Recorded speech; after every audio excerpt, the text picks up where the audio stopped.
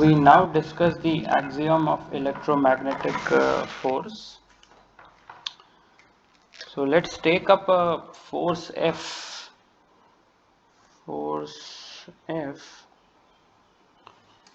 on a mass point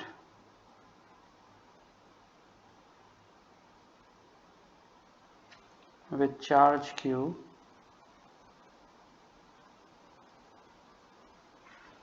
moving with a velocity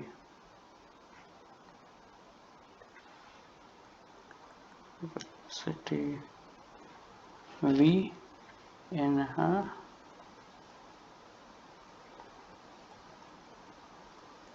static electromagnetic field.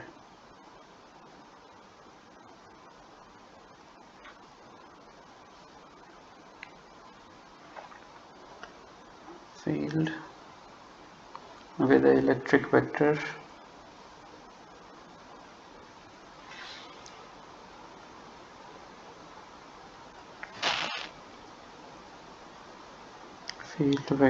E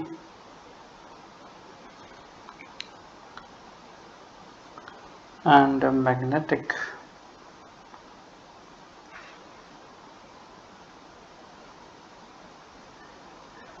field vector B, okay, is given by the Lorentz law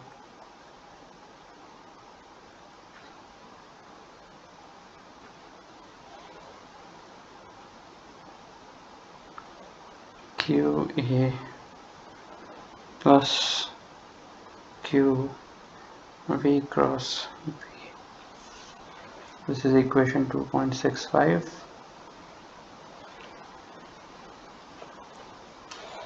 So if you want to see this in a diagram, you have this as a mass point.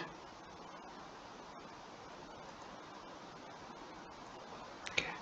If it's moving with a velocity V, and if the direction of the magnetic field vector is B, direction of the electric field vector is E, then the force due to the electric field will be QE in the same direction as E, and the force due to the magnetic part will be V cross B.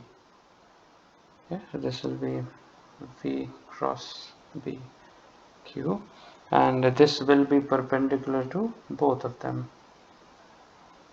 Okay.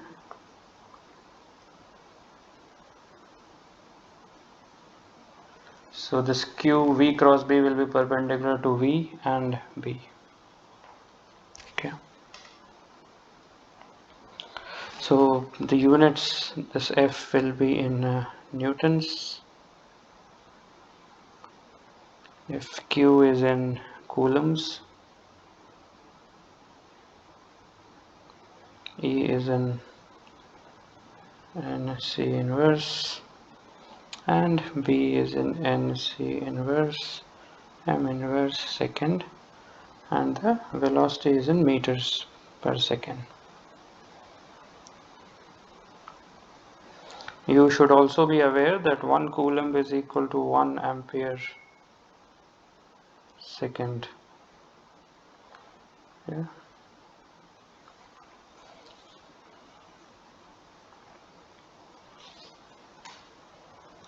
So the question automatically comes, I mean, if the force of gravity exists and the particle has a charge Q, which ones can be considered, which ones should be ignored? So the answer to it lies in some of these constants which are there. So let's see. For the study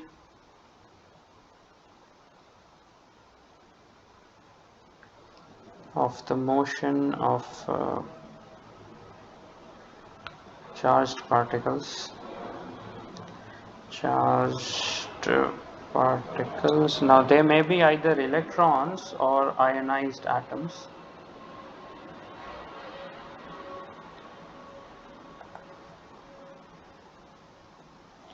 In an electromagnetic field, let me just call it EM field. the gravitational force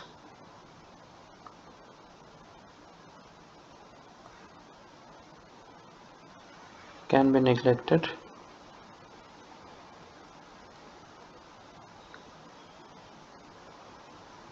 in comparison to electromagnetic force.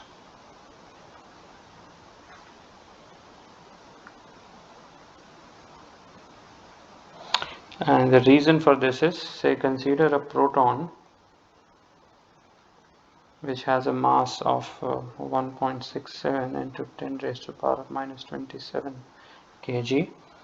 It has a charge of 1.6 into 10 raised to the power of minus 19 Coulomb. Okay, and it will have a gravitational force which will be equal to, so just multiply this number by 9.81, and then you should have this as 1.63 into 10 to the power of minus 26 Newton. Okay, and the electrostatic force on this will be QE, that will be 1.6 into 10 raised to the power minus 19 E. So if you consider, say, E is equal to 10 to the power of minus 4 Newton centimeter. So this is a small electric field.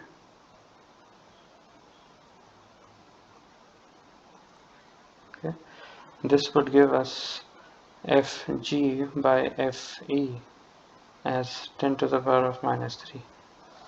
So even if the electric field is small, the ratio between the gravitational force and electric force is 10 to the power of minus 3. If the electric force is larger, then obviously this particular number will be more smaller, so it will be smaller still. Okay, so that's the reason you can ignore gravitational force when both the gravitational and the electric fields are present.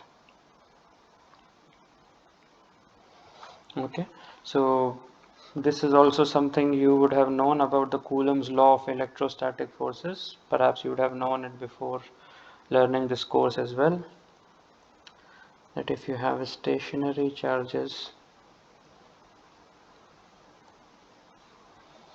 exert forces on one another,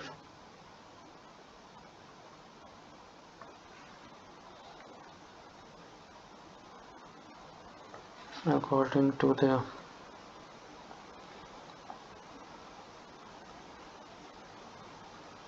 Coulomb's law of electrostatic forces.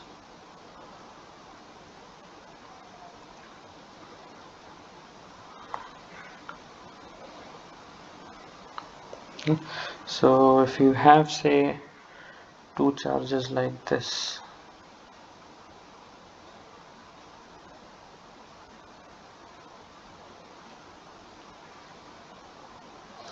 charge Q1, charge Q2,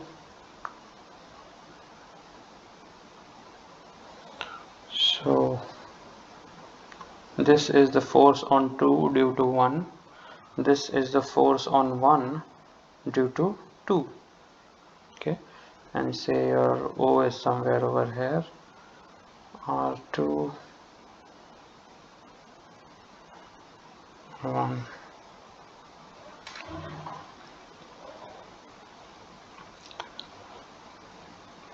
Okay, so the forces F21 acting on a point charge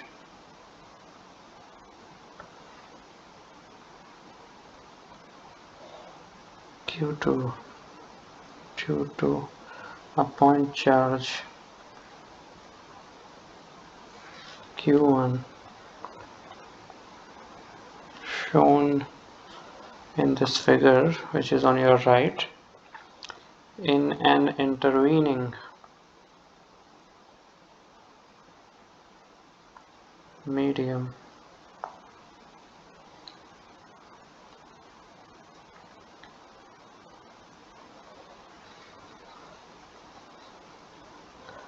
permittivity epsilon. Okay, so for a vacuum, the permissivity is equal to 8.854 into 10 raised to the power of minus 12 Coulomb square Newton inverse meter inverse square. Okay, is given by F21 is equal to minus of F12 is equal to Q1 Q2 by 4 pi epsilon r square ER.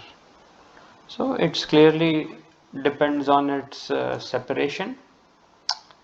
Now I will write this vector r square distance in a form which we have learnt, basically using the position vectors.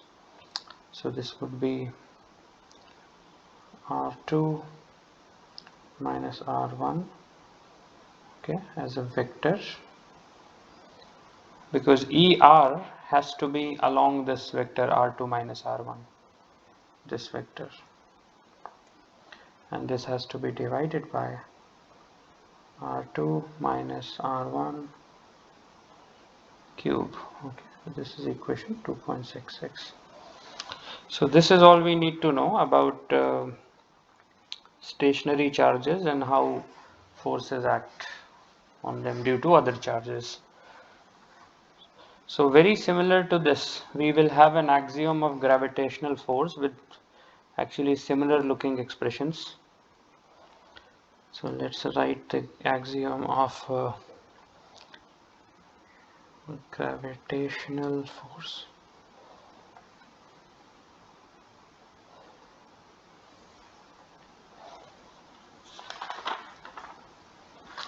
Okay.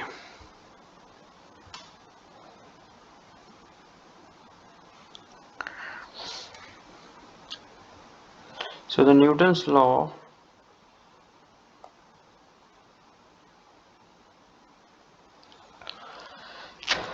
of gravitation for mass points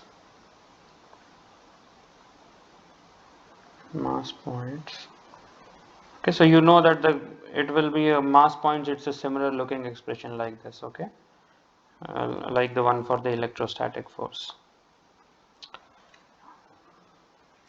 For mass points or the particles is extended to finite bodies.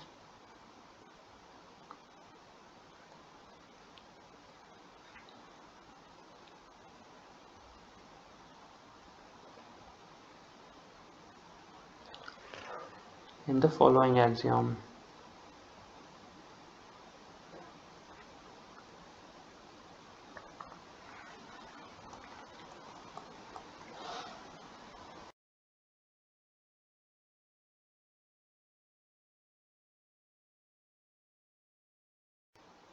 The total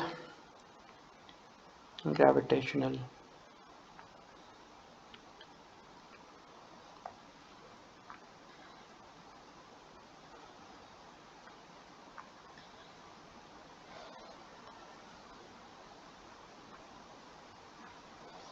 on body 2 of mass m2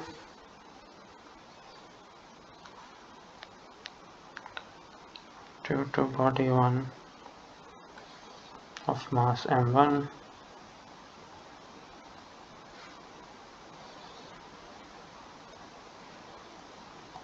is given by F21 equal to minus of m2 integral m2 g r by r cube dm1 dm2. Let's see how good this statement is. This is 2.67. So if you have this, sorry,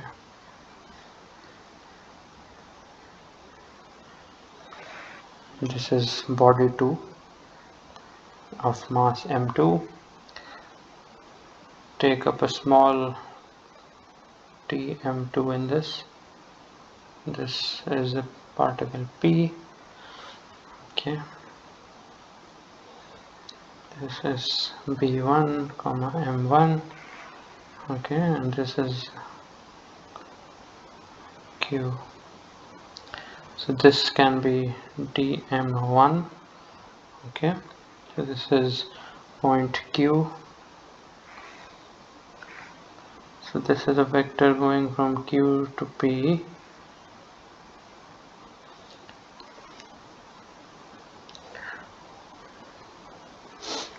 Okay. Now dm1 will be written as equal to rho1, which is the density of this body, multiplied by dv1, this small volume. Similarly, dm2 will be equal to rho2 dv2. Okay. Now the small force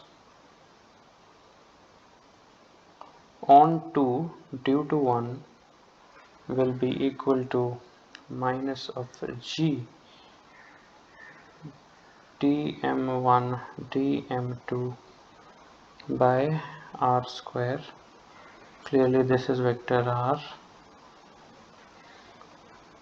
and then this would be r by r. What this does is essentially just gives this. Okay, because r will be equal to r a r, so that's why this is just the direction part of it. Okay, so df21 will be equal to minus of g dm1 dm2 of divided by r square. Now the g is this gravitational constant. It has a value of 6.672 plus minus 0.004 into 10 raised to the power of minus 11 meter kg inverse second inverse square. So this is a universal gravitational constant. Now the total force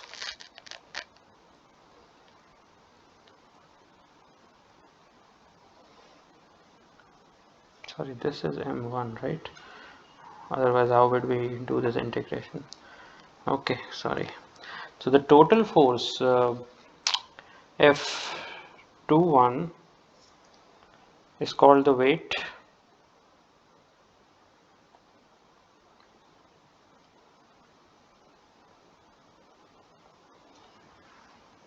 of body 2 due to body 1.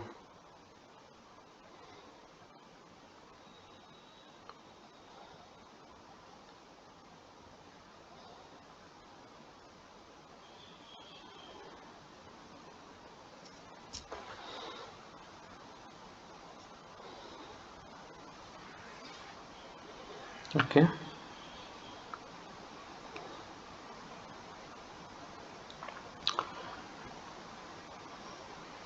Now just like the other cases we have studied, let me put that in green. The simplest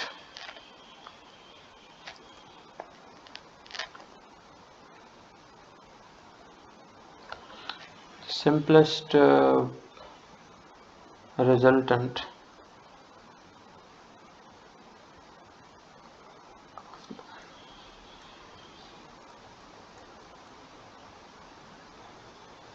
of the spatially distributed force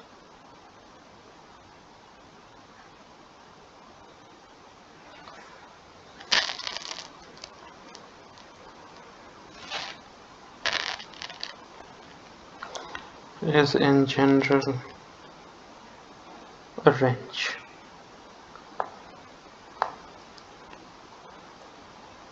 We have actually shown this before earlier, so this is a good time to pause the video and go back and check where we had shown that the simplest resultant of a spatially distributed force will be a wrench. Okay, we have done that before as well.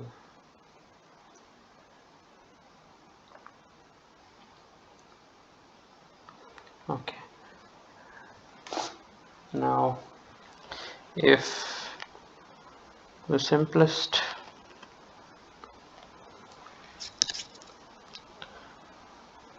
resultant is a single force,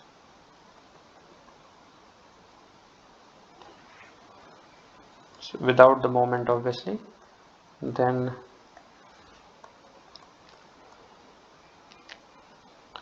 center of gravity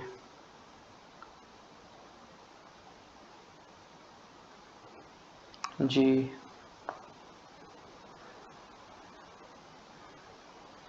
of body 1 due to body 2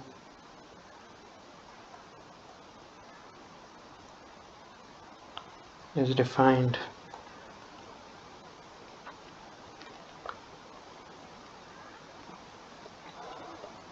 as the unique point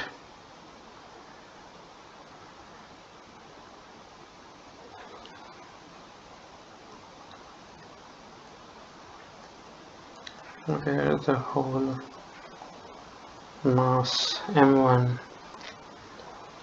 can be concentrated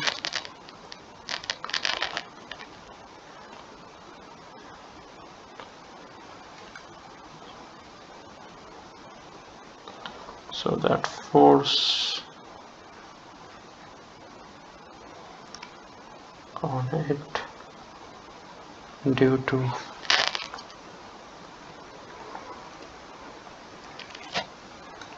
equals that on the actual distributed mass.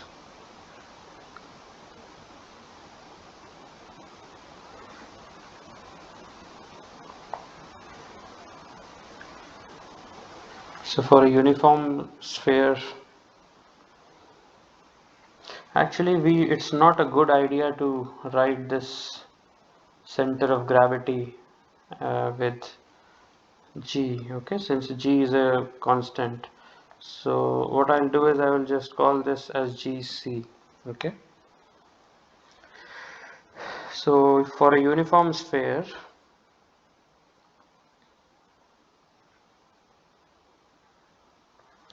GC will coincide with the center of mass.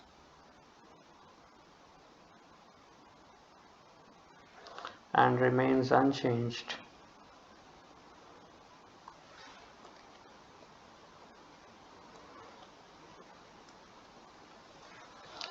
as the body moves.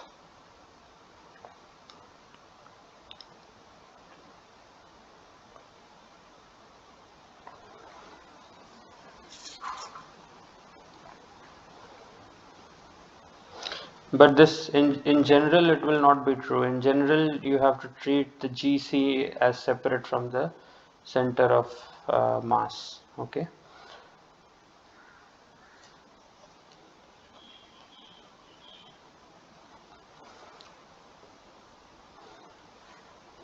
And you should then have an equivalent force couple system at C, okay, in the more general case. Okay, so using this equation 2.67, we can make certain results, we can draw out certain results.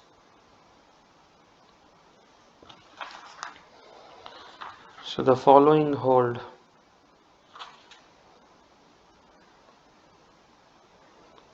Following results hold.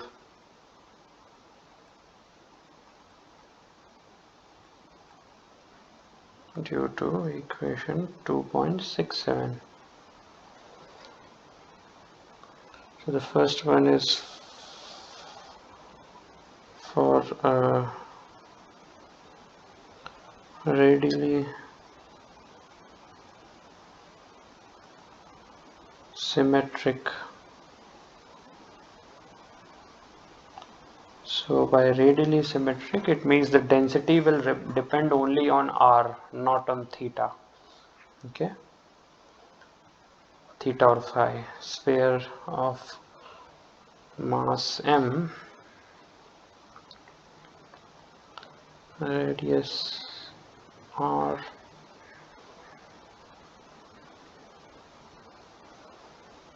and a mass point of mass m at a distance r from its center.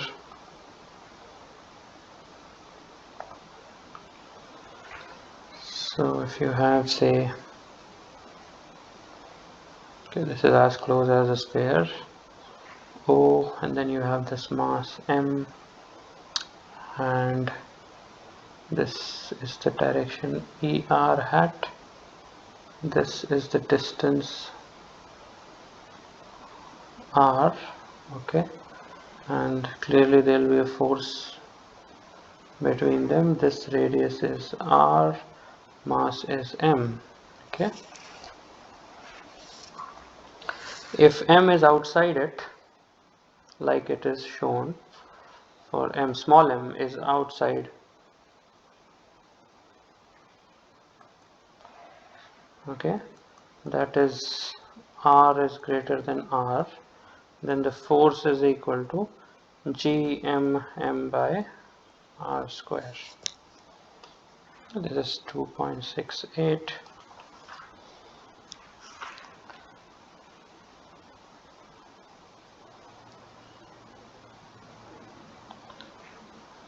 Now for the same situation, if O is over here and this mass m is at a distance small r, okay, this internal mass is m star. So m star is the mass contained under this dotted sphere.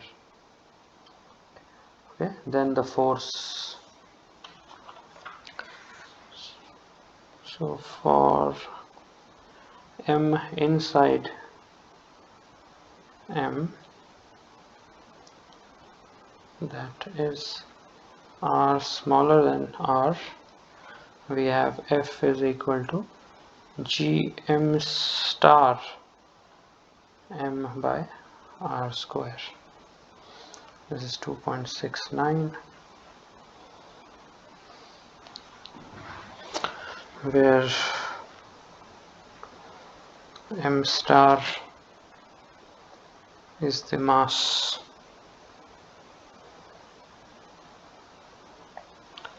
inside a sphere.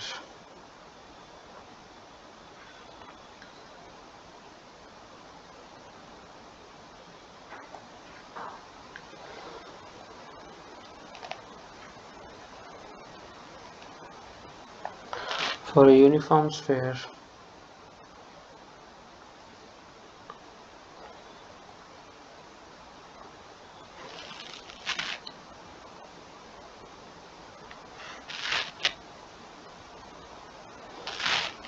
okay, now the way you would do is you would write the mass using the density and the volume of the sphere, okay, 4 by 3 pi r cube, and the density is varying with the distance. So that is how you can derive this. So for a uniform sphere, this would look like F is equal to g mmr by r cube, where r is smaller than r. This is 2.70. So you must be able to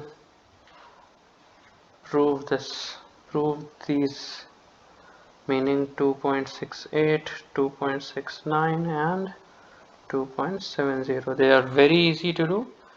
You should be able to do it, and please don't move ahead without proving these.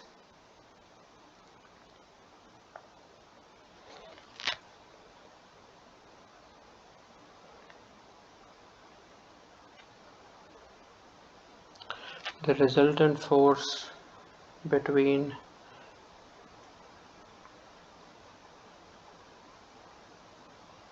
two separate radially symmetric spheres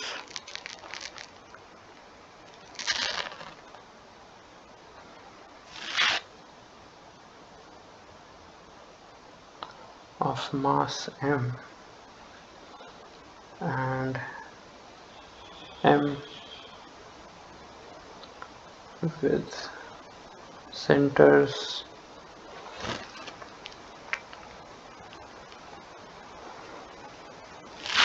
distance r apart is f is equal to gmm by r square.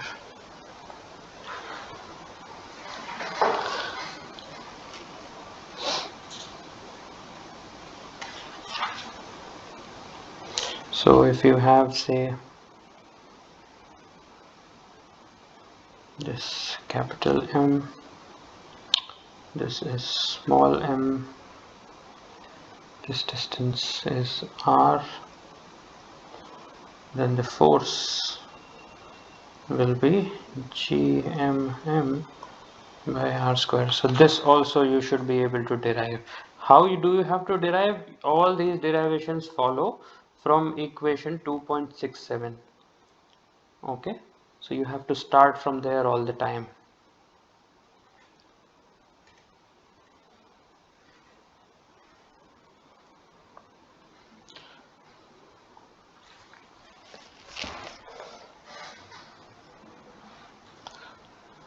Okay, now the simplest resultant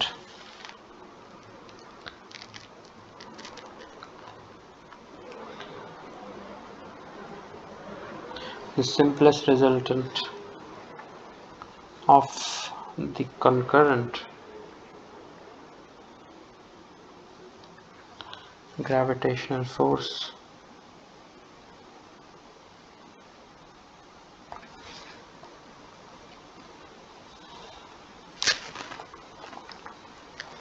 between a radially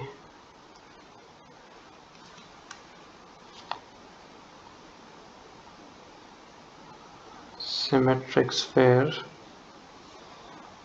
of mass m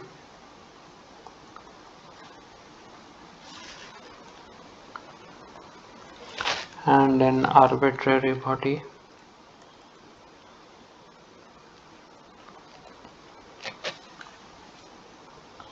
of mass m is a single force,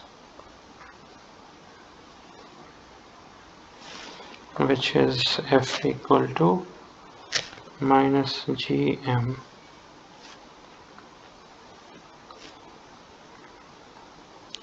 rp by rp cube dm.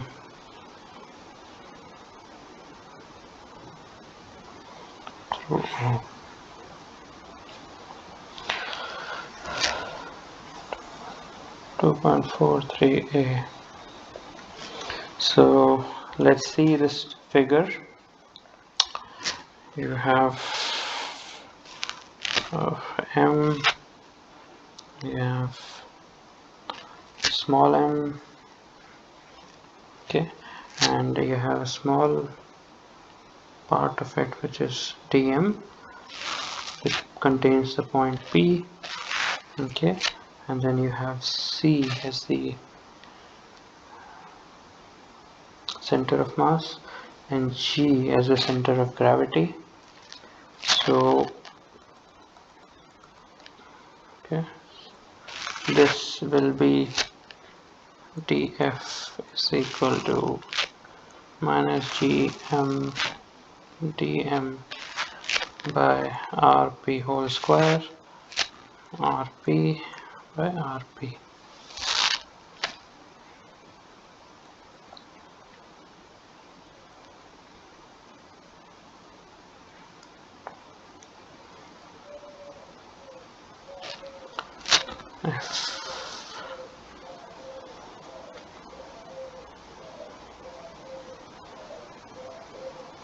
Okay, so I have shown G and C separately because in general the mass these locations G and C differ from each other.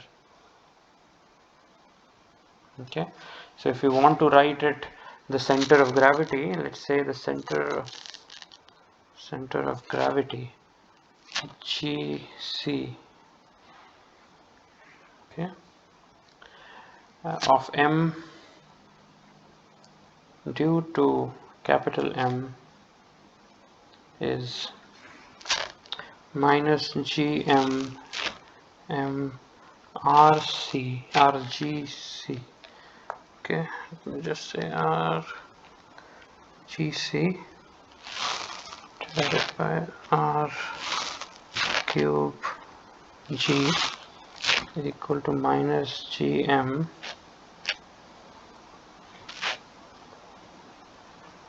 RP cube P dm.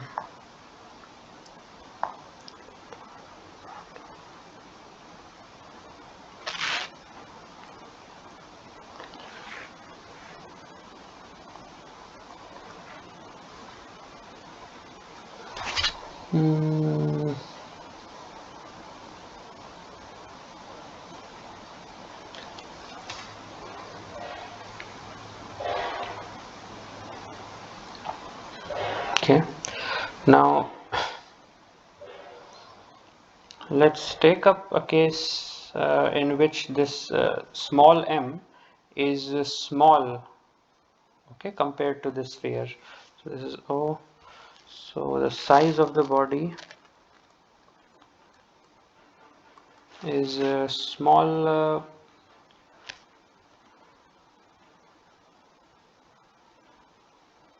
compared to its distance from sphere. So this is a sphere, okay, no change from over here. This is M, this is O, and somehow this body is now very small, okay.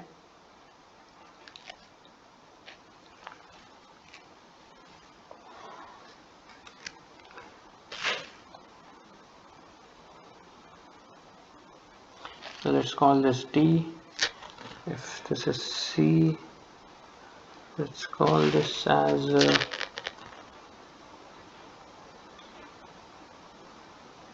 RC, okay. And then you have P over here, which is of dm.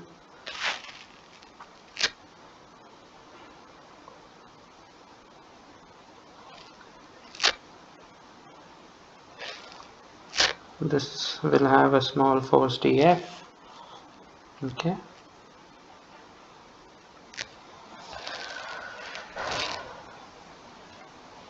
Okay, in this particular case, so this is P, okay. The P is contained within dm.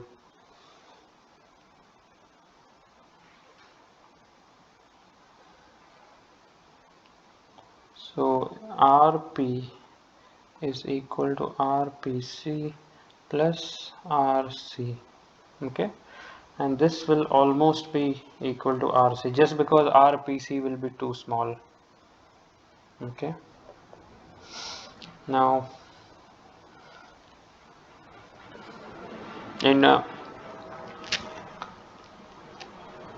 2.71 Rg will almost be equal to Rc for the same reason, because if there is a vector Rgc, okay, this will be very small because the center of gravity and center of mass are separate, so that vector Rgcc will be very small. That's why Rgc can be assumed to be the same as Rc. So this implies model G to be at C, okay, and the force will then be minus Gm mRc by Rc cube. So let me just write it separately, cube, okay.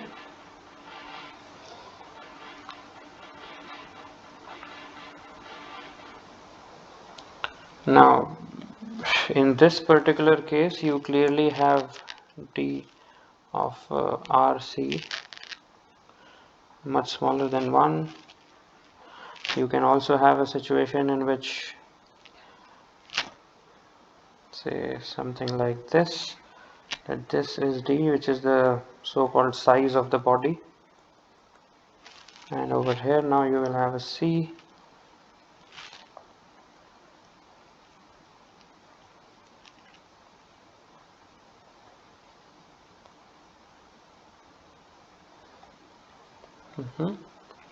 So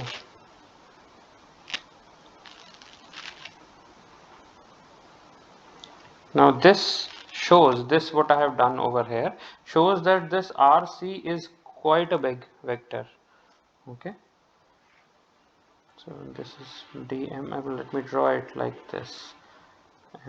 This is, let me draw it dm. Okay, and this is p, and similarly this would be rp, and df would be the force. Okay, this is O. So in this case you have d by rp smaller than or equal to 1. What should be the f, I think. Okay, try to see what assumptions are valid and so on. Do remember that in general, so this is a large M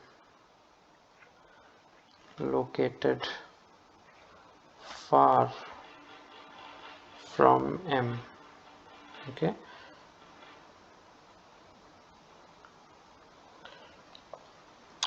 so in this case is actually a specialization of this case, in which you have a small M located near M. So see that you should be getting an F which looks familiar, okay, somewhat on the screen itself. And the last result which you should be able to prove is that for two bodies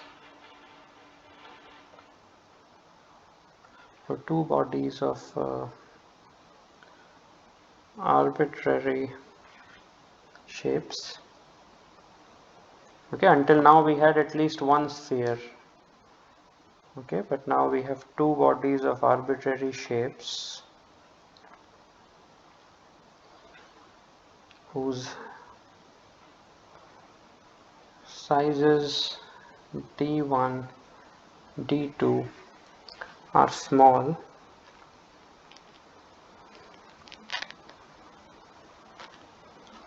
compared to the distance r star separating them. Okay, so let's see this.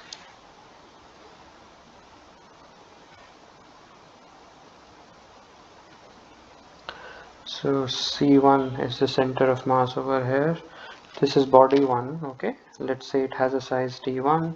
This is body 2, it has a size d2. Okay, this is m2, this is m1. Now this is dm2, this is dm1. Okay, this is p1, this is p2, and they are separated by large distance r, these 2 points. This force is df21. Okay, actually I should show it like this. Okay, and similarly the forces, the centers are also, so this is C2, this is, they are also separated by a large distance. Let's call that r star, and the total force will be F21. Okay, now d1 by r star is smaller than 1, and d2 by r star is also smaller than 1. So both of these bodies are much smaller than the distance between the center of masses. Okay, so since R is equal to P1 P2, you can write P1 P2 as P1C plus C1 C2 C1 C2, okay, plus C2 P2, and this will be equal to C1 C2 just because this C1 C2 is much larger than C2 P2 or P1 C1, and this is equal to R star. So this, according to equation 2.67, should give you F21 is equal to minus, almost equal to, okay, minus G M1 M2 by,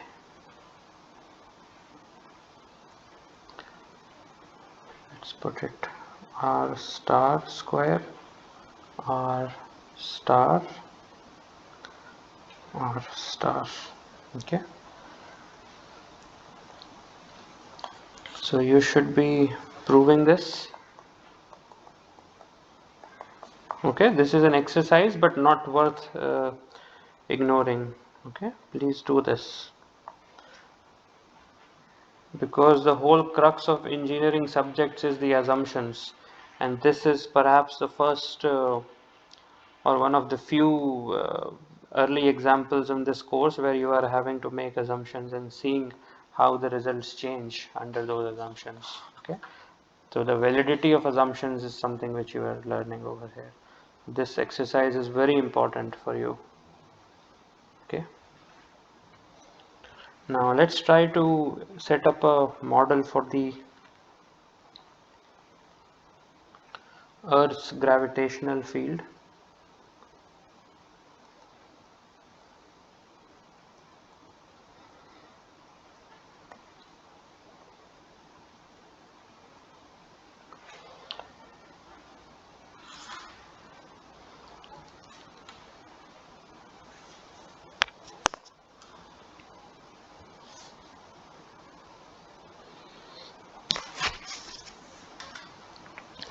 Now we know that the Earth is not exactly a sphere. Okay, it's more like an orange. Perhaps from your earlier knowledge you already know this, but for most practical problems,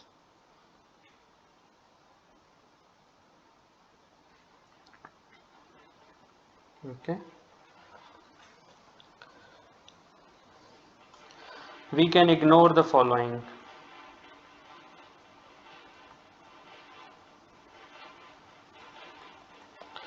The gravitational force due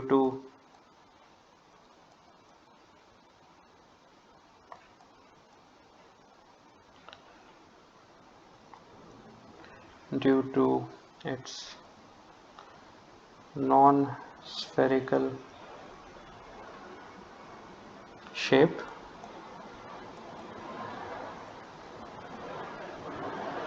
Okay, so we can assume it to be a sphere. Secondly, the mass density is not actually symmetric. Okay, it's unsymmetric, so it's radially unsymmetric.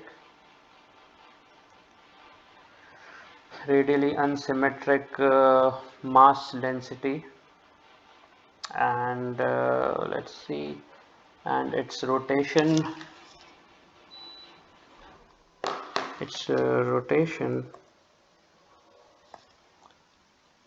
okay, so all three of them will really be away from the idealizations which we have just discussed. Okay, but despite the fact that the Earth is rotating and its mass is not radially symmetric and that it's not exactly a sphere, we can ignore all them and just model the Earth like a sphere of radius r. Okay, so Earth is modeled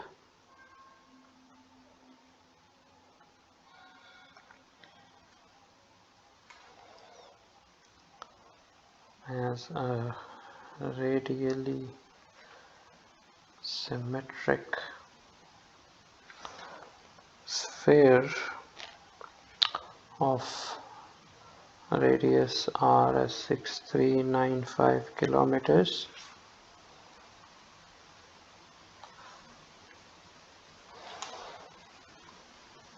with m equal to that of physical Earth.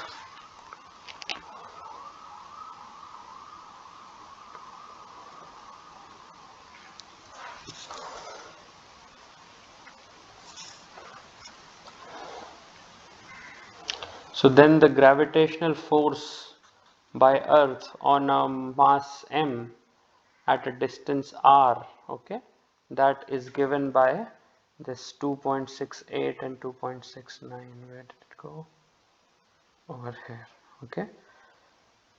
So the force on a mass m outside it is given by this, force of a mass m inside is given by this. Okay, under these assumptions, this is the force. So this particular graph, if you want to draw, okay, let me draw that.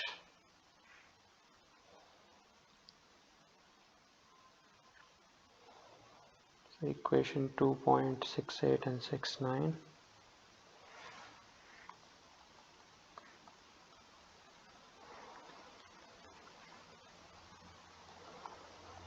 are valid. So the force versus distance, okay, let's take this.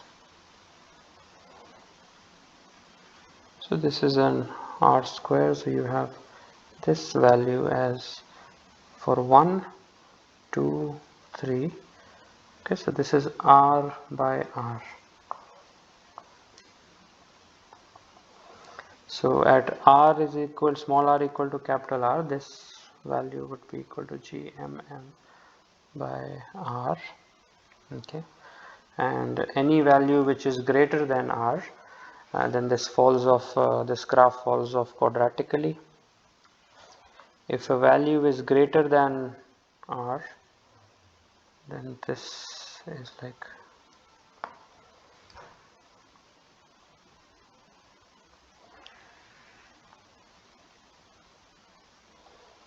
okay. So the assumption is that their density is greater near center of the Earth, and if you assumed it to be a uniform sphere, then it would look like this. Okay, no variation in density.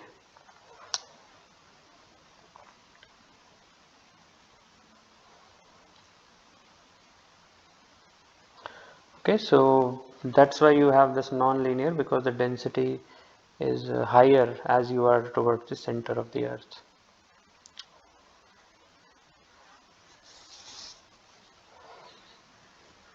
Now the next thing which you should consider is to say consider this as the Earth,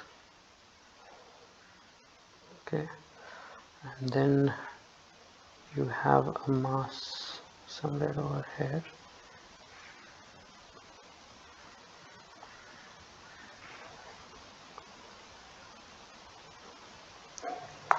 ER,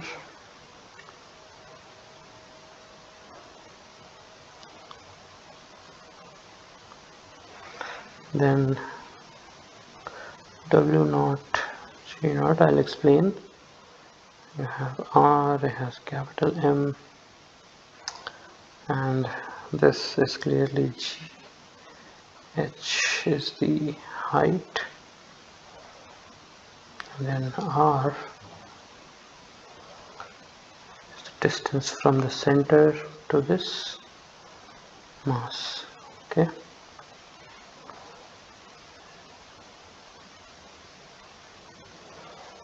So W will be equal to gmm by r square. So if you have a body of mass small m whose dimensions are much smaller than its distance r from the center of the Earth, so dimensions of m are much smaller. Dimensions of body with mass m are much smaller than r. Okay, r is the distance of this body from the center of the earth. Now the weight and acceleration, okay,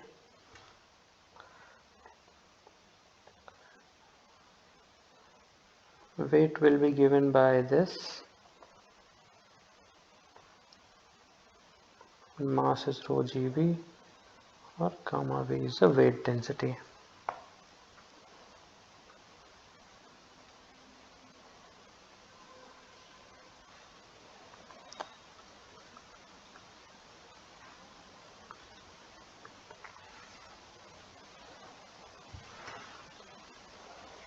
So I will also define what g is. W is clearly the weight, okay, I don't have to separately write that, weight of this body, and g, the acceleration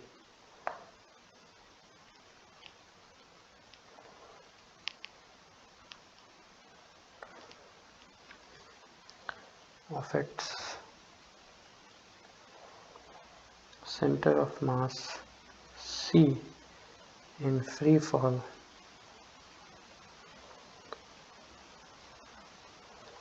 okay, that is in a vacuum, because if there is an air you can have some sort of viscous forces acting, we don't want that. So W and G are like this defined, and the gamma is the called as the weight density.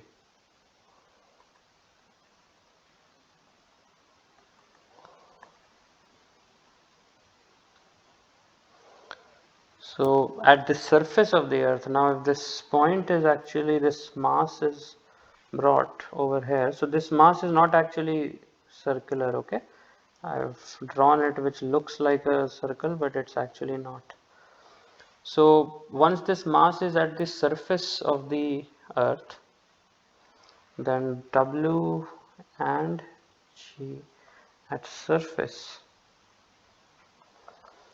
is equal to W naught, which is GMM by R square, and G naught is equal to GM by R square.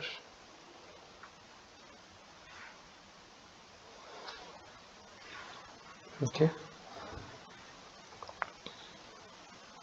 Now if you look at 2.72 and this equation, you can say that W is almost equal to W naught and G is almost equal to G naught if H by R is smaller than or much smaller than 1.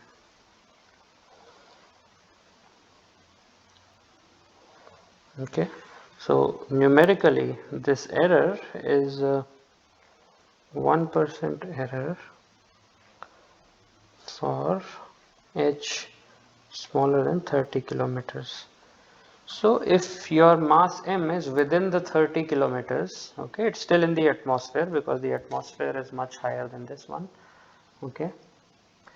By this, the error of considering W naught in place of W and G naught in place of G will only be 1%.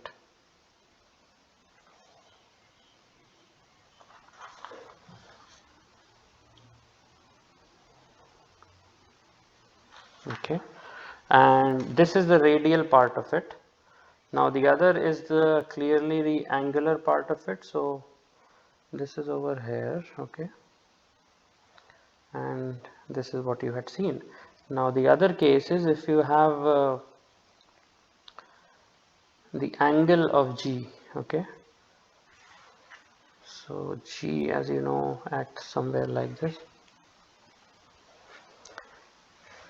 and G naught will be acting somewhere like this, okay.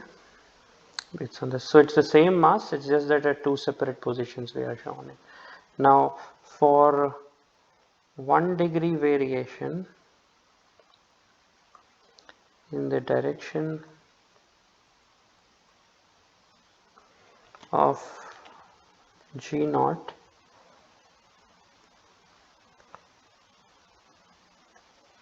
on the Earth's surface,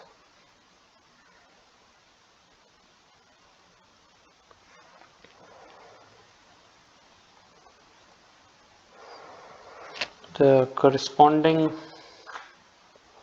arc length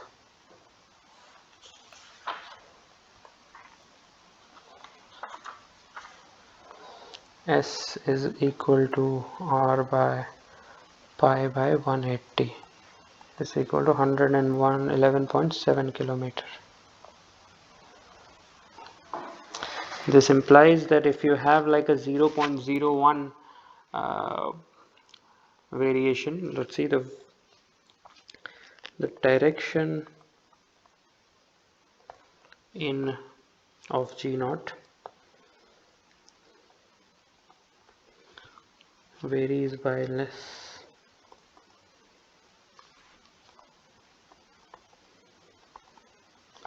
0.01 degree or S is equal to 1 kilometer. Now this is what we mean by S. Okay, so whether you are here or you are here, okay, say if the angle is difference is 1 degree, then the arc length would be this 111 kilometers, and if you are say over here and then over here, this is only 1 kilometer, then the direction of G will only differ by 0.01 degree. Okay, so if S is much smaller than R, H is also much smaller than R,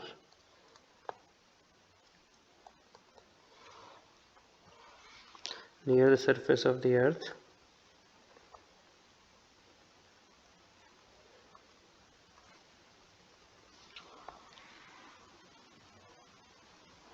so dF is modeled as dmg E hat. So, and E is a locally vertical downward direction.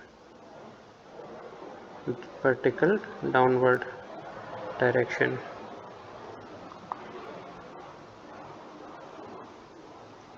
So the resultant of this is constant force F is equal to mg E hat acting at center of mass C. Okay, so that's why I mean the weight will not change whether you are here or you move to over here. Okay, as long as these distances are very smaller than the radius of the Earth. So that's why wherever you measure your weight on the Earth's surface, it shouldn't really be a problem. Okay, so that angular distance and this will always be pointing vertically downwards. Okay, because compared to this one, this distance will always technically be pointing towards the center, so it shouldn't be a problem.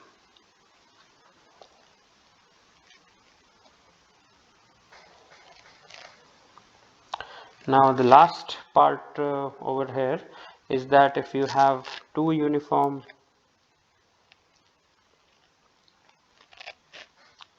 spheres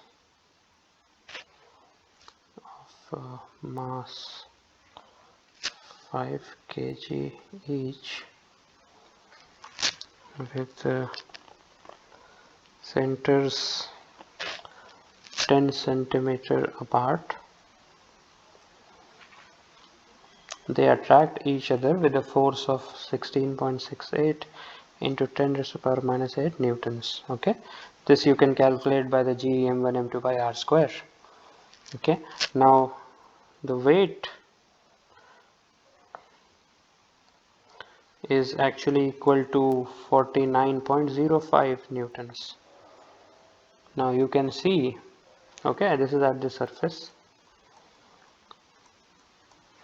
of Earth. This implies that the mutual gravitational forces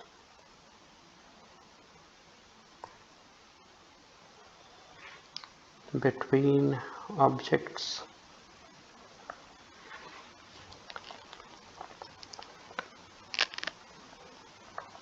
on the Earth's surface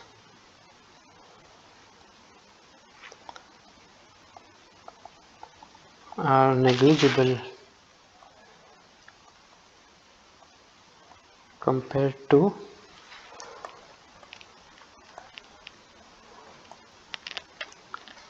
their weights, unless the masses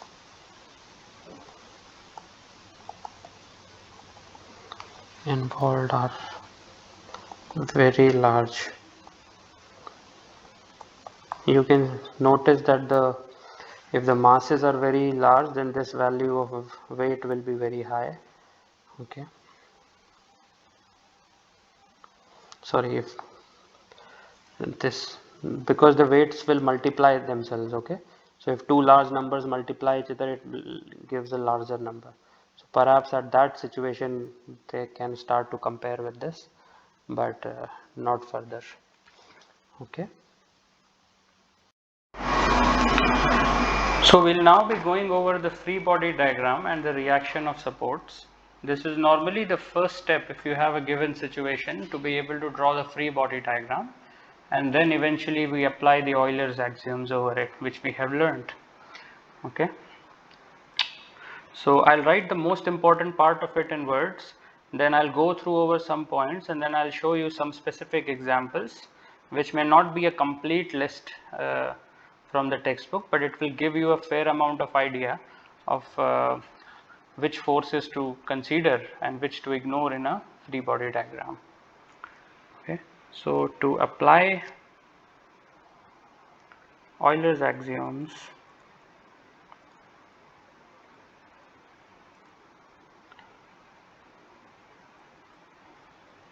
to a system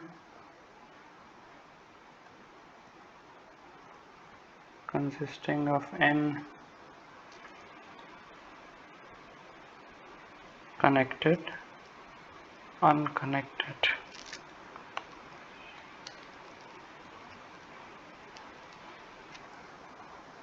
bodies or mass points or a body or a finite infinitesimal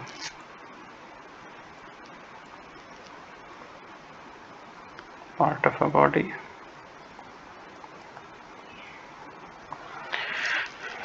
First thing is to draw a sketch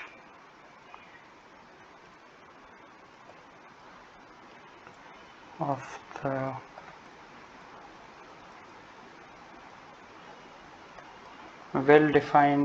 well identified system.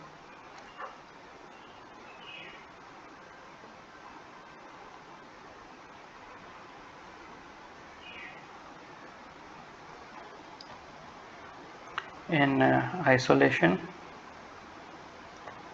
from its surroundings.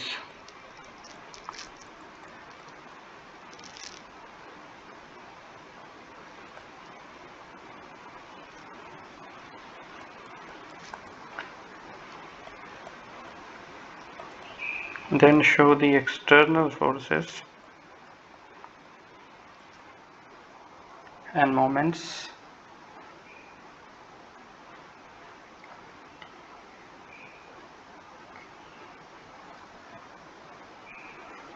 exerted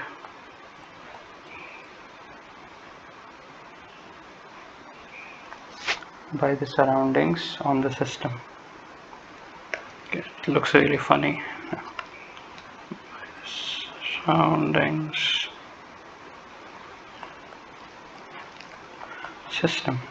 Of course, you knew this already, but I have just mentioned it. Okay, so such a diagram and the showing of external forces as moments is called free body diagram.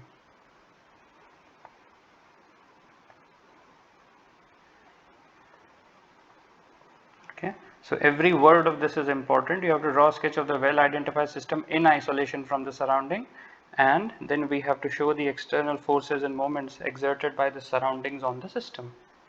Okay, so we'll just be calling it FBD from now on. Now, if there are forces which are exerted by one part of a system on the other, they are called internal forces, and as you know that they are never shown in an FBD because we only have to show the external forces. Okay, now if you isolate one part of this, okay, and then show these internal forces, then it will not be seen as internal, then it will be seen as external.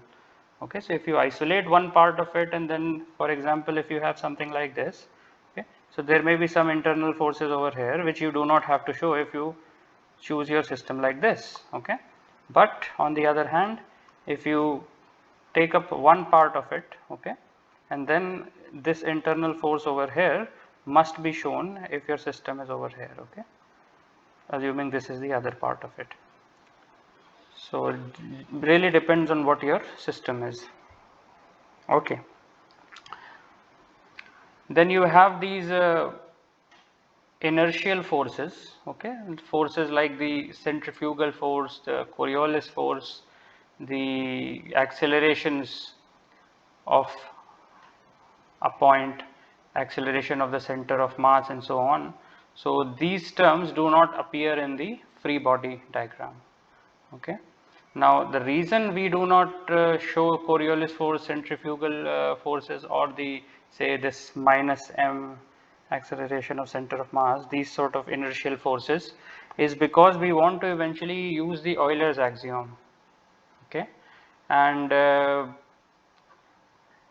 we have to obtain these forces and moments, then we replace them by the external forces by some simpler equivalent systems. Okay, so in general both the actual force distribution and its equivalent should not be drawn in the same FBD.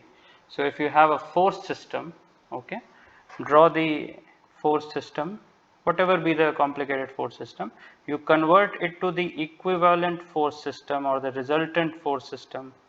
Okay, perhaps you want to apply the Euler's axiom on this one. So this should be a separate free body diagram. Okay, please don't show the equivalent system on the same free body diagram. Okay, that's the first thing which you should note. So many a times even I or some other instructor may also get lazy and then do it, but you should not do it. Okay, it's just not a good thing to do. Okay.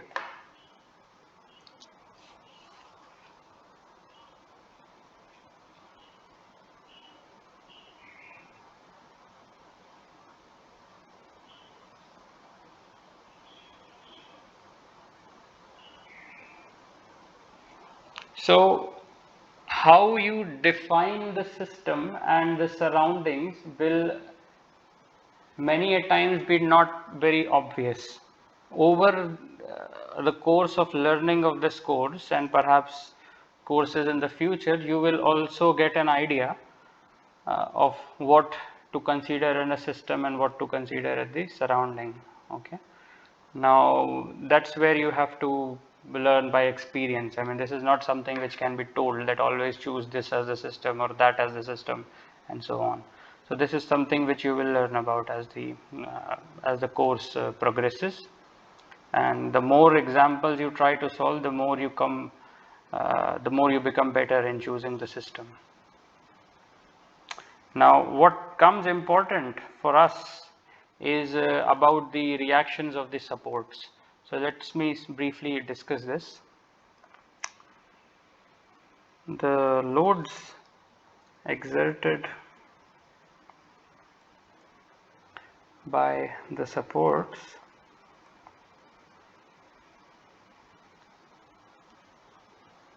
on the system are called reactions.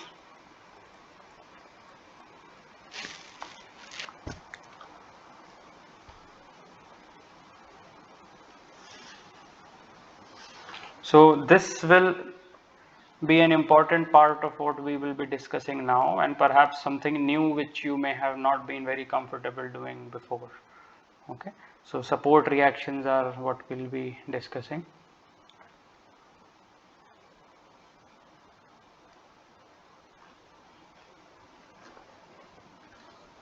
Okay, so one of the important parts about identifying what kind of reaction should happen at a support is to identify the constraints, and you will see the language in which I will speak. Okay, so you have to identify the constraints of the support. For example, if there is a wall and you have placed, say, a block over it, okay, this is the wall and this is the force which you are applying, and clearly there will be a weight of it, and then there will be friction of it, and so on. Okay, now the constraint over here is that this block cannot actually go in this wall. Okay, so this is a constraint. Okay, so the displacement of it cannot be such that the block moves inside. So this is the crux of what we'll be doing in a few minutes to come. Okay,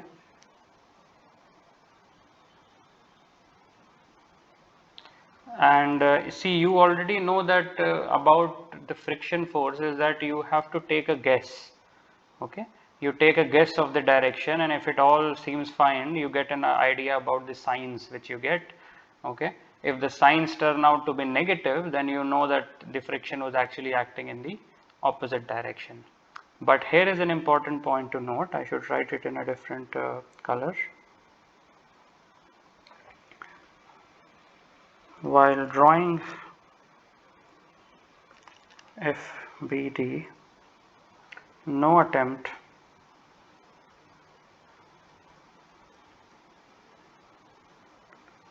should be made to decide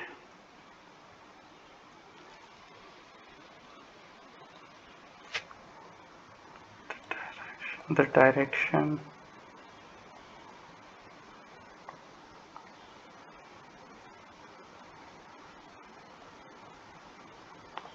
of a constraint force moment component except for the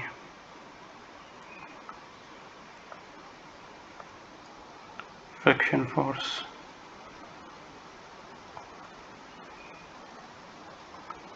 For impending slip or actual slip. So other than friction, do not try to give a direction to the constraints. Okay, so let's take up examples one by one. Say a flexible cable. So this can be a rope, string,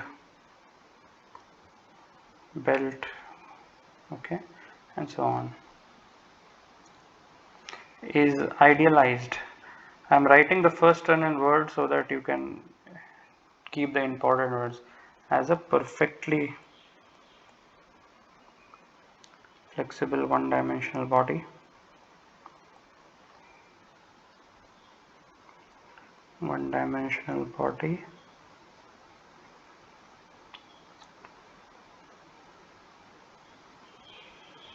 with internal force resultant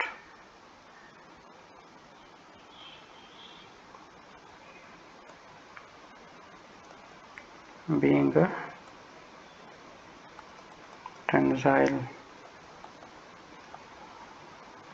axial force if it is taut,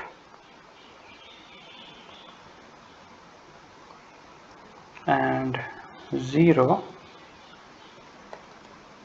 if it is slack. So everything which we are discussing over here is actually a idealization, okay, all examples which you see right now. So if you have, for example, this flexible cable, so you know that it will have a internal force resistance, resultant will be a tension along the axis. If it's taut, if it's slack, then it's just 0. So there is no concept of a negative tension, okay, in this cable, okay, flexible cable. So a cable can only be pulled, but it cannot be pushed, okay. So if you have a light cable like this, you apply tension T1, you apply tension T2, okay. So and it's a light cable, then clearly tension will have to be equal to T2, okay. So this is a two force member, we have already learned about it. If you do not recall what a two force member is, now is a good time to pause the video and go back and check, okay.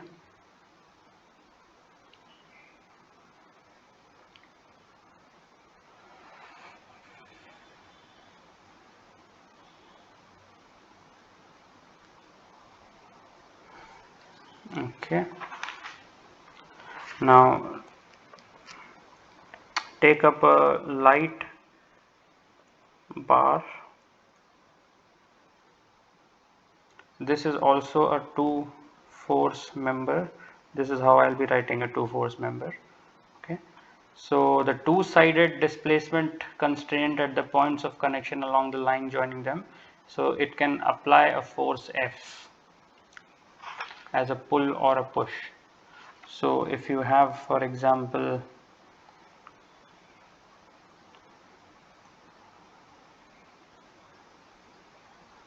okay, F it's a two force member, so F can also be in the other direction. It can also be just a bar like this, okay. So this is how a light bar looks like, the free body diagram. It can be idealized like this, and I have already mentioned that you should be noticing the constraint, okay.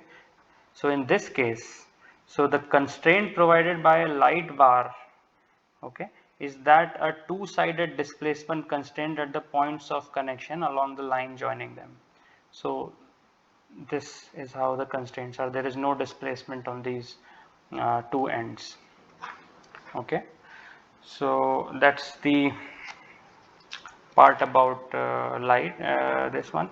One of the things which I had forgot last time is that if you have, say, this T1 along T2 along the axis and T1 along the axis, and it is not light, in the sense it will have a weight, so it will have its own weight also, and in this case T1 will not be equal to T2, okay.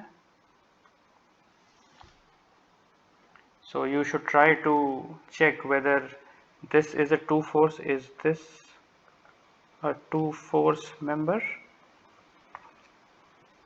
okay. You should try to think of an answer for this, okay. Now let's take up this is body 1, this is body 2 connected by a spring, okay. This is body 1, same body 1, okay, though the diagram looks different. And what would be the force? So this is a ideal spring, and when we say an ideal spring, it means the inertia less, the spring is inertialess, okay, not the other bodies. So the force will be F1 along the axis of the spring. So on this particular axis you will have this force. This is something easy to understand. Okay, I should be using 1, 2, 3, 4 rather than. Okay.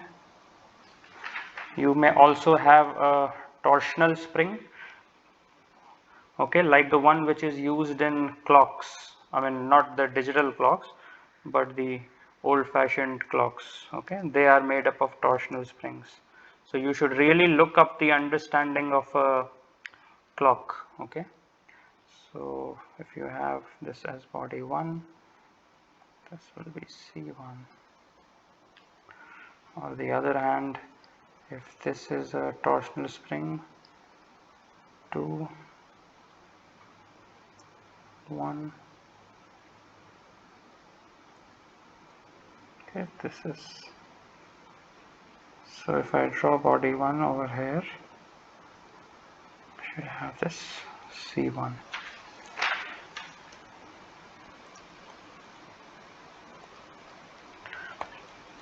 So if you have again a torsional spring which is ideal, okay, then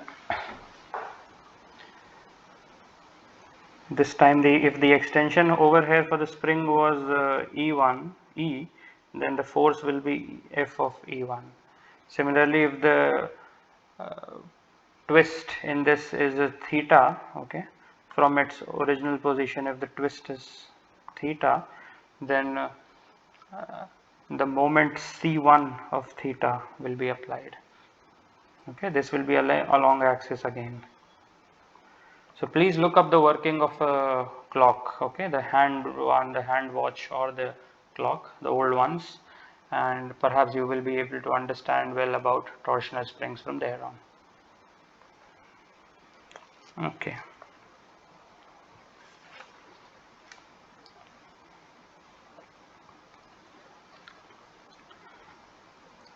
So if you have a smooth eye bolt,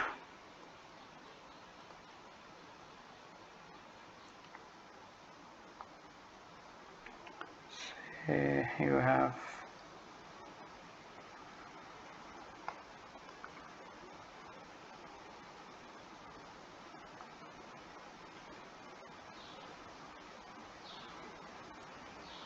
this is body 1, this is the K axis.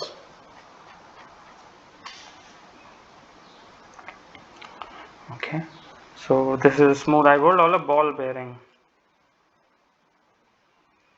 So you have to learn yourself where are the ball bearings used in bicycles. Okay, so please see about ball bearings and learn how they are used in bicycles. What is the purpose of using a ball bearing? So you should pause the video, look about these things and then come back. Okay, so in this case the reaction forces, so if you have K cap and you have this a smooth one, there will be R2 J cap and R1 I cap. K cap is already shown. There is nothing along the K direction. Okay, so this is a smooth eye bolt which you should be able to see. Now can you identify the constraint in this? Well, the constraint is that it allows a free rotation about the K axis. So for it to allow a free rotation, it will not offer any constraints for this, and hence you do not have a moment acting along the K direction. If it was not smooth, for example, okay, if this was not smooth, then the friction would be acting and that would be somewhat restricting the motion, rotation around the K axis, and then you would have to take appropriate moments. So for a smooth one, frictionless one, this is not the situation. So the next is a ball and a frictionless ball and socket joint.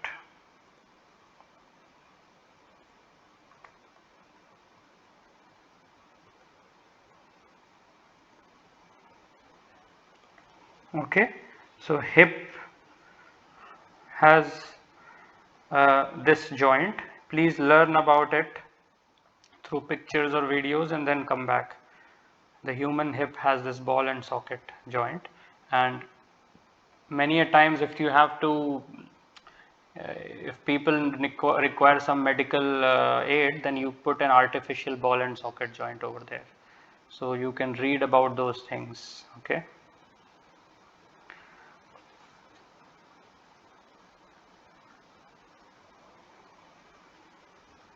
so I didn't really show the bearing in the previous case, but I think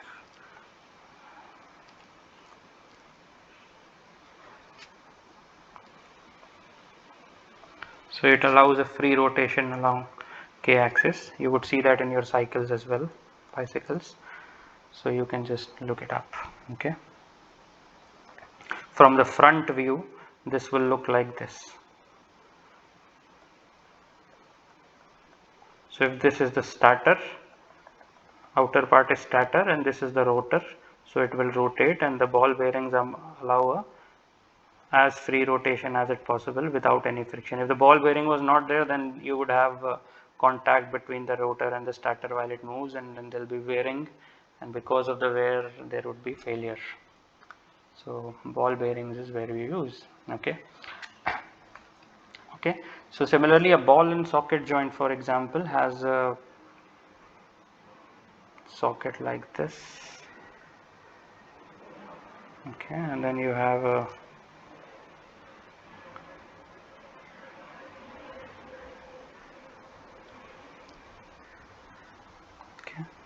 so if you want to draw this diagram, since it allows a free rotation along all the directions, you will have no moments, but there is a constraint on this, that you cannot have a displacement either along the I direction, and that's why you have a reaction force in I direction. You cannot have a displacement along the R2 direction. Okay, you cannot have a translation in R2 direction, sorry, J direction, and you cannot, this joint cannot displace in the K direction. So you have reaction forces, but it allows a free rotation about all the axes, hence there is no moment.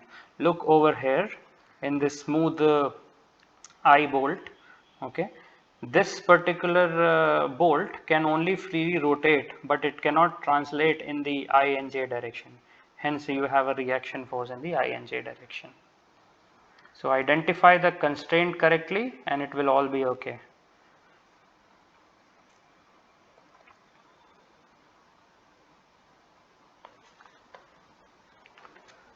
Okay, so let me take up a frictionless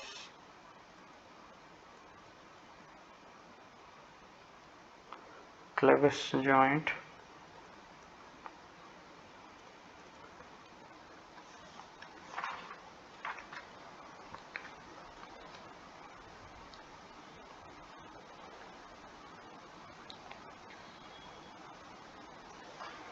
Say if you have a collar like this, then you have a smooth bar.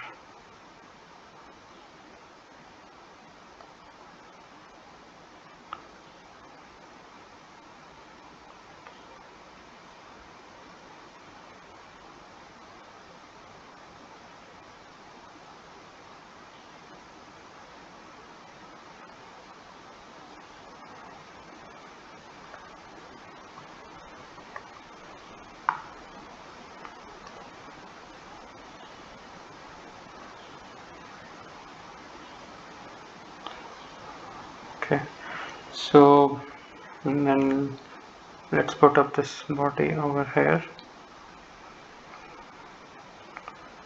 This is one. Okay, so it has this K direction over here. So a frictionless Clevis joint. You should also look up a nicer picture or perhaps a video of it. Okay, you can just learn about this better if you see a real video of this. Okay, in this case you will have a free movement along the k direction, hence there is no force over there. You cannot have a translation along the I direction, and hence you will have a reaction 1 along the I direction. You cannot have a translation along the J direction, and hence you have a reaction force in the J direction, and you cannot have a rotation about the I axis. You can have a rotation about the K axis for sure. Okay, you can have a rotation about the J axis for sure, but you cannot have a rotation along the I direction. So this will have a C1 in the I direction. Okay, so look up the example of a rail on a flanged wheel. Okay, please search this, see how it is, and confirm yourself that these are the forces which would be acting, and you would know that because of the constraints of this joint.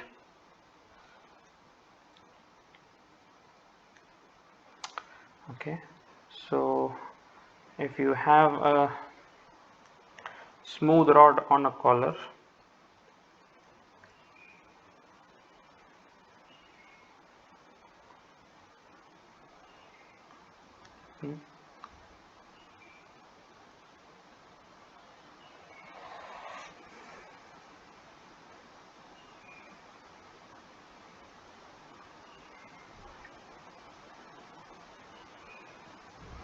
okay, so if this is a K direction,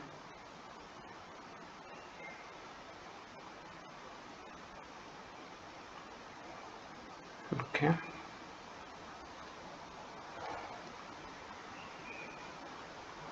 and if you want to find the reactions, what would they be? Well, this does not allow a translation in the, say, I direction, so there will be R1I. This does not allow a translation in the R2 direction. Okay, this allows a free translation in the K direction, and hence there is no reaction force over there. Okay, now consider the rotations. It allows a free rotation about the K axis, hence there is no moment over there. It constrains rotation about the I axis, and hence you have a C1 I hat. It constrains the rotation about the J axis, and hence it's called C2 J hat. Okay, so just study the constraints and find the resultant force, as simple as that. Okay, let's take up perhaps I shouldn't do this as well. Smooth roller bearing on a shaft. Okay, so this is how a nicer diagram of a roller bearing. Okay, and then you have, so these are hidden bearings on the other side. Okay, now this one, I should draw it in green actually. These bearings allow a free rotation about the K axis, hence there is no motion, hence there is no moment along the K direction. It allows free translation along the K direction, and hence there is no R3 in the K direction. It does not allow either a translation or a rotation about the I axis or the J axis. So you would have a R1 I hat and C1 I hat, similarly R2 I hat and C to j hat. Okay, so moving on, if we have say a frictionless pin and bracket, or a frictionless hinge joint, please see pictures or videos of these things, okay, otherwise you will not be able to relate it. So please don't delay doing this. Look up the internet and you will have hundreds of pictures explaining what these constraints are, these reaction supports are.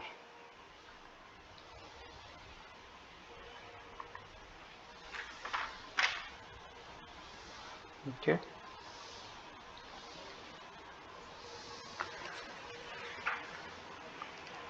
So I will not be writing about these, but I'll just mention them for the sake of, for you to sort of do this. I should actually put this in red.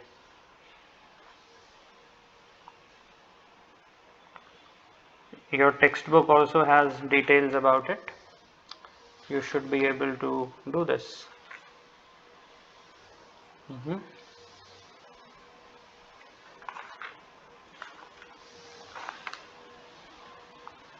Okay, so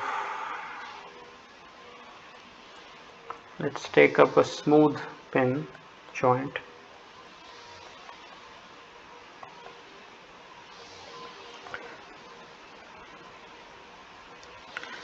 which itself is supported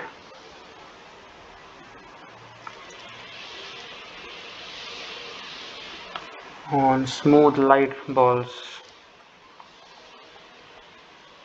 or rollers. Okay, so let's just put that, rollers. Okay, so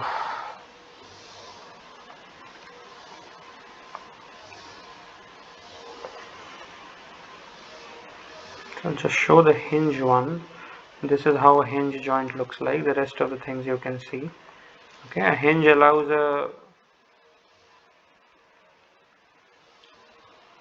this is a 2D load. So over here you will have a R1. Okay, because it will not allow a translation. It will have R2 because it will not allow a translation in the y direction. Okay, but it will allow a free rotation, and hence there is no couple, so no moment around the about the k-axis.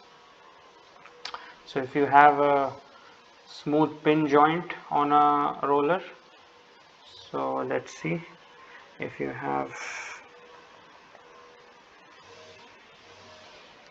this is your smooth light balls. Okay,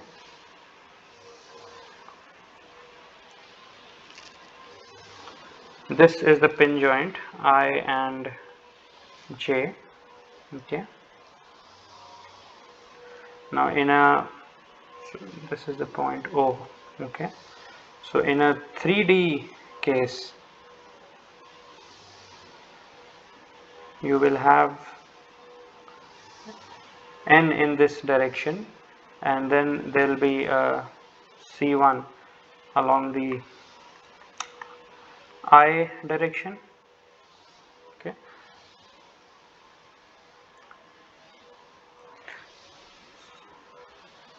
in a 2D case this would become just a nj. Okay, so because there will be no translation of this joint in the j direction. It will definitely be allowed to translate in the I direction, and definitely there is a free rotation, so there is nothing happening over there.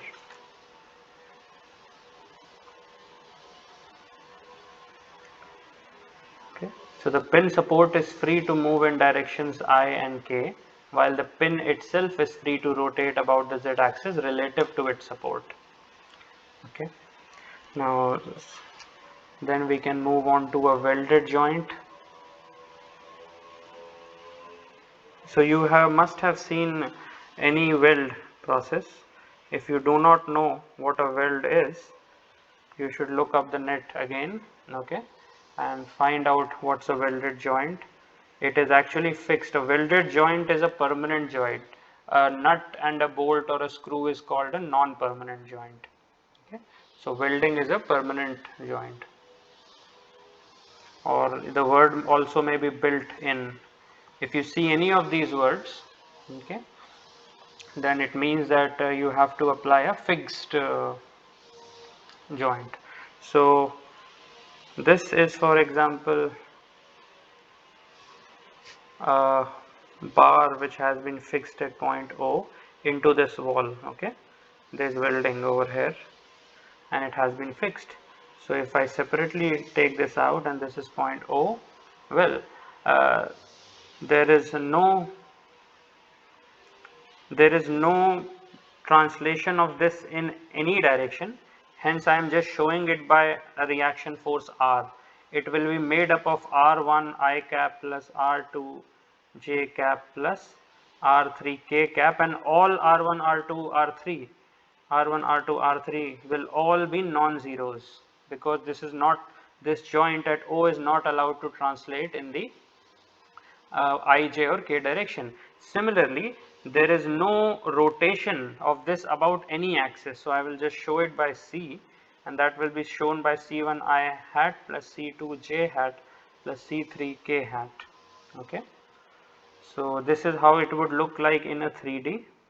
And if you have, say, a 2D situation, okay, here you will have, say, no translation in this direction, no translation in this direction, okay, and clearly no rotation, so it will be C3. So this is a 2D load. So that's how we can do it for a welded joint or a fixed joint, okay. And similarly, now you should look up a roller joint, light circular roller on a smooth surface. This is something which you can do, okay. Now let's take up some rough joints. Okay, we have always taken smooth joints until now. Let's take up some rough joints. So let's start with the rough pin joint. Okay, remember the earlier pin joint was allowing a free rotation.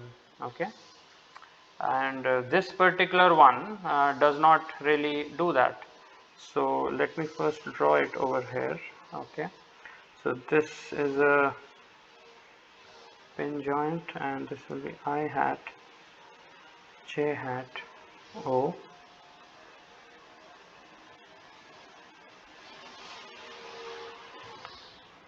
Okay, and now how this operates, you have to really understand its internal working. So if you have this as your joint and now you have this outer stator, okay, this is the outer part, this is the inner part, and there is clearly some gap. Okay, there is some gap, say, over here, and because of this it is not free, so it will have an N over here, it will have F over here, and then there will be a line of contact. Okay, line of contact, because if you see from the front view you will just see a point, but in reality in a 3D situation this point will be a line of contact. Okay, now since it's rough and friction is considered, you draw this over here, and then there's clearly no translation, okay, in the any direction. So this is R1, there's no translation in the I direction, hence R1, there's no translation in the 2 direction, hence J direction, hence R2, and there's no translation in the 3 direction, which is K hat. Now there is no rotation about the I direction, hence it would be C1. Even in a smooth joint this was not there. Okay, there is no rotation about the J axis at O. Okay, so that would be C2 J hat. But here is where the difference is. In a smooth joint there is a free rotation about the K direction, but because of the roughness, this friction which acts, okay, this rotation about the K direction is somewhat constrained. Okay, it's not free anymore, and hence you will have this C3 in the K hat direction. Okay, this is a 3D case, and similarly in a 2D case you will have no translation along the I direction, there is no translation along the K direction, J direction, and in a smooth pin joint you would have a free rotation about the Z axis, hence no moment. Okay, but because it's a rough pin joint, this motion, free motion about the K axis would be constrained, and hence you would have a C3 like this. Okay, so similarly on a roller you can have the 2D case as N J hat and C3 K hat. Okay, please draw the 3D case for over here yourself. Okay, same would happen with the ball and socket joint as well. So if you have a rough ball and socket joint, okay, so in the earlier case you would just have R1, R2 and R3, and it was allowing a free rotation along any direction. But in this rough ball and socket joint there will be friction acting, and hence the motion along all the rotation along all the three, about all the three axes will be constrained, and hence you have C1, C2, C3 which is not equal to 0. Okay. Okay. You may also now learn about what a universal joint is and how the reactions at the supports are with this particular situation. Okay, you should also look up a light circular cylinder,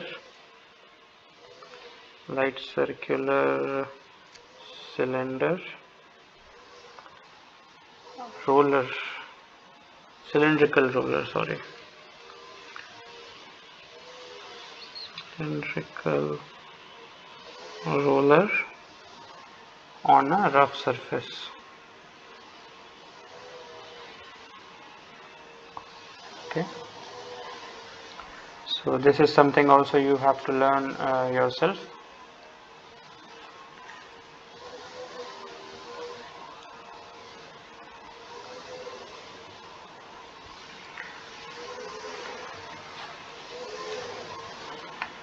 So you should learn about what a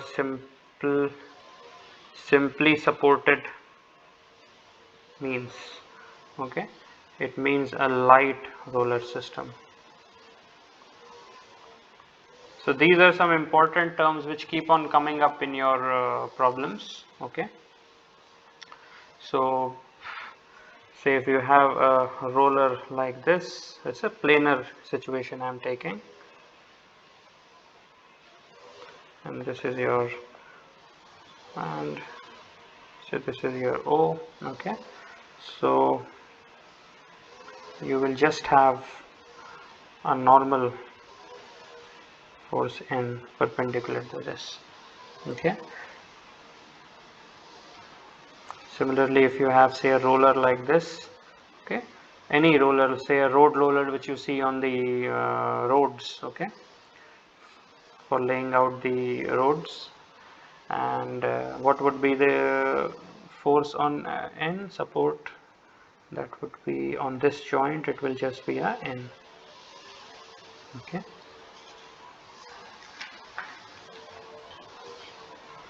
So you should be able to visualize a 3D roller, and from this we have just taken some 2D examples, the planar examples. Okay. Now you must do some of the things which are somewhat important from the perspective of trying to solve problems. Okay. Uh, First is to be able to make simplifications due to presence of any two force member. Okay. So if you see a two force member, immediately identify it and just treat it separately, because it makes the problem very easy. Okay. Then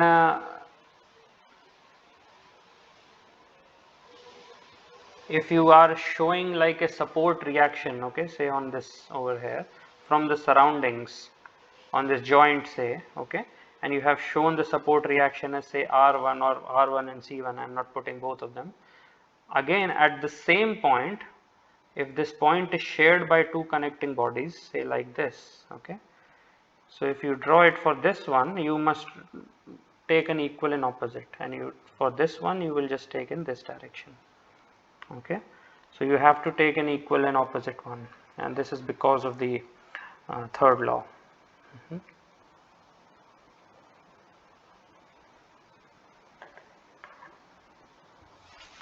So for a pulley, FBD is not really useful, because unlike most cases which you may have seen until now, there is a lot of friction between the belt of the pulley, and hence it's always a good idea for us to draw the whole system, like the pulley and the ropes and everything together, so that the internal contact forces like friction, etc., are, we don't have to worry about them, because we only draw the external ones.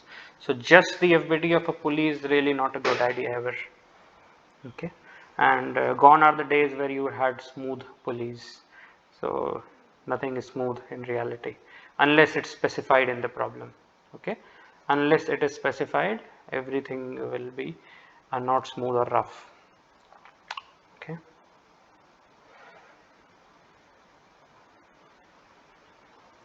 So suppose you have again a hinge joint, okay, and then the FBD of the pin is drawn separately. The FBDs of the members are drawn with the pin forming a part of the one of the members. So the pin can only go to one of the members. You cannot like show the pin separately. Okay.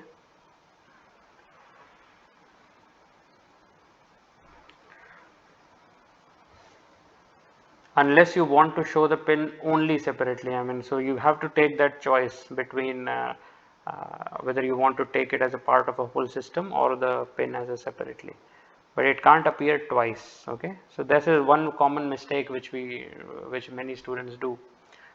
They identify the system, and in the next moment they forget what their system was, and then try to relate the relations and forces from one to the other. That's something which is should not be done. Okay. And drawing the free body diagram of powered vehicles, okay, say the wheel which is being powered by an engine, that in terms of the rolling without slipping or rolling with slipping and unpowered and so on, so there will be separate cases for this, many of which will come in there later discussions on uh, dynamics and dynamics actually. Okay, so most of that we'll be discussing later on. Okay.